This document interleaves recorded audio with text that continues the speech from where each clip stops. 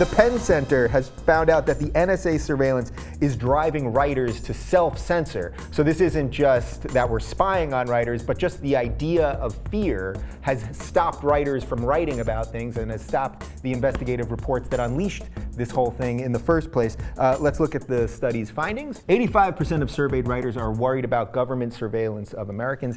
73% have never been as worried about privacy rights and freedom of the press as they are today. 16% of writers have avoided writing or speaking about certain topics due to threatening privacy concerns. 11% are seriously considering avoiding certain topics. So that's the part that I want to start about first. Just the general fear that this thing has created, whether it's true or not, or every week we find out something else is new. Now they're looking at your buddy lists, and now they're taking all the information from your web browser and all that. But let's just talk about the fear first.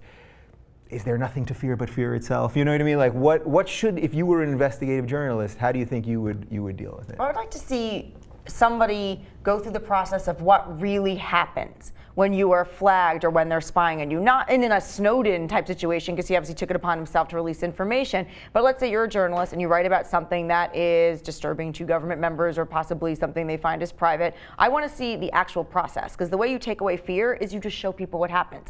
There's this looming government is spying on me, keeping a file, keeping tabs in some thing that they're going to use against me later, and even if I get a parking ticket and they want to say, oh, but we have this on you, it's going to be used against me type fear. Or maybe people are afraid they're going to blow up your car in a parking lot. I mean, the fear is real, so it would be interesting to see what somebody goes through in the process of when, what happens when they catalog your information, what happens when they're watching you. I want to know more. But isn't that something, though, just the way you frame that the fear is not just that they're watching you and maybe looking at your email address, but then the next logical step, if you don't have facts, is, well, then they could be listening to me in my car or bombing my, all those crazy things which seem paranoid. It's all about control, though. I mean, I have a theory that they want you to be afraid and that they keep leaking more information about how much they're spying on you just in order to keep everyone in line and control us, because if we're fearing it, they can control us. So I don't know if there's any real ramifications, but even teasing the idea that somebody may have been killed by the CIA because they mentioned something government didn't like, people are like, the CIA is covering it up. I'm like, or did they plant that so we live in fear?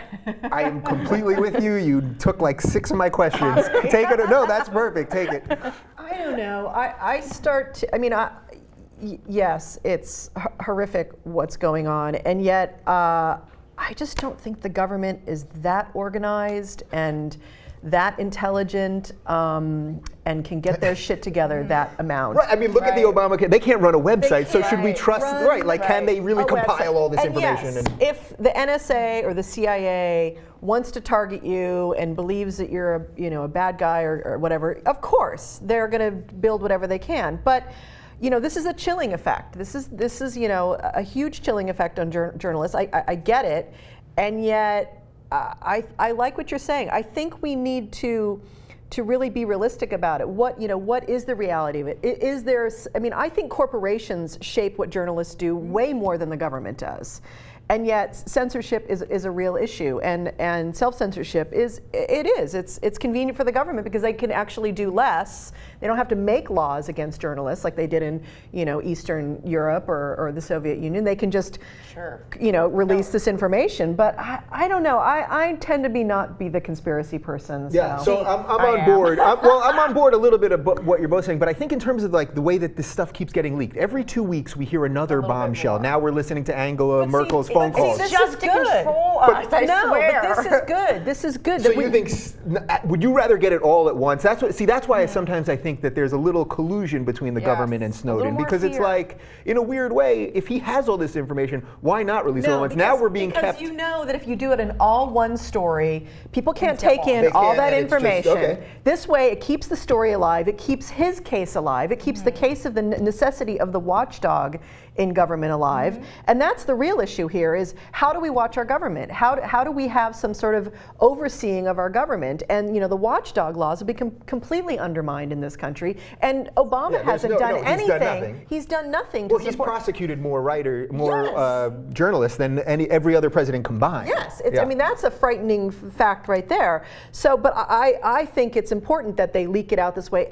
And yet we have to be responsible citizens and say, okay, this isn't so much about fear, but this is about the reality, and we have to do something. We have to elect the right people to help us make the right legislation to protect citizens from the government. Yeah. Is this going to go down as Obama's biggest failure, forgetting Obamacare and whatever you want to think about foreign policy right now, but that there's just this fundamental distrust of government, and this all happened, even though a lot of it started obviously with Bush and Patriot Act and all that, but this is happening on his watch, and he's expanding executive powers now. Yeah. Well, I think the combination of expanding executive powers and also when you have a legislative branch that does only things that they are funded to do directly by people that are, Congress really or do nothing. Yeah, you see, so when you talk about other segment we were talking about before, we were talking about how Congress now there's so many lobbyists who are basically buying their votes and paying for things. When you have a combination of corporations running your legislation and your executive branch kind of doing things still within the best interest of Washington, people start to get pissed. And then when people get pissed, you have people that start to not like their government. That's why you're saying there's less confidence in government, less trust.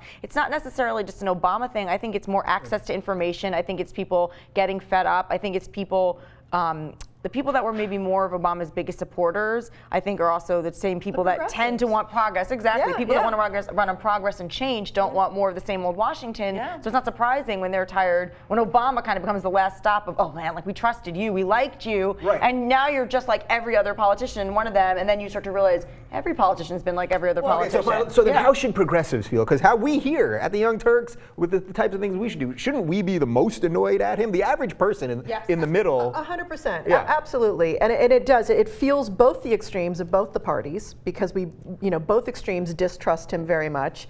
And so, we should be disappointed, but I think the tactics are important, that we need to elect people that we believe in, that are our progressive candidates. We need to work on a more local level. And people can't write about those things because journalists are afraid to write what your candidates are doing. Then that's a problem. And I am so sick and tired of people talking about voting for the lesser of two evils. If that is the best we can do in this country right now, we have to do better. But that's democracy. Kind of, but you can have parties change, parties evolve, and if you're just electing, a Romney or an Obama who basically essentially the same person coded in a few different minor policies, then I see that again. It's kind of like people getting disillusioned and going, "What's the point?" Well, and that's where the Tea Party came. That's absolutely how the Tea Party was born, because there was so much disillusion with their own party that they broke off, and hopefully, it won't get to pitchforks and torches, but But it might. Hopefully, actually, I'm down with that. You guys do not want chaos, trust me. No. You do not want pitchforks. chaos. That's not going to cause chaos. Pitchforks. Okay. Yeah.